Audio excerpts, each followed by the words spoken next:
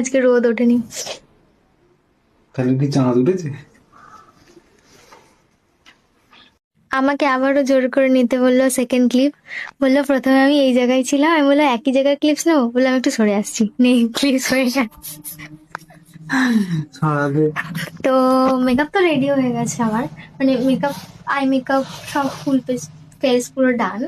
Fetch হেয়ারটা fetch করবো, তার আগে একটুখানি ব্রেক নিয়েছি, কারণ ছোট বেবির বাচ্চা তো, মানে বেবি আর কি, যা হয় আর কি মায়েরা আর কি, পুচকুকে সামলানো, খাওয়ানো দাওয়ানো, তো সেগুলোই করছে আপাতত। আমরা বাই দ্য টাইম, আমি না, ও ফুলটা সেট করে নিচ্ছে।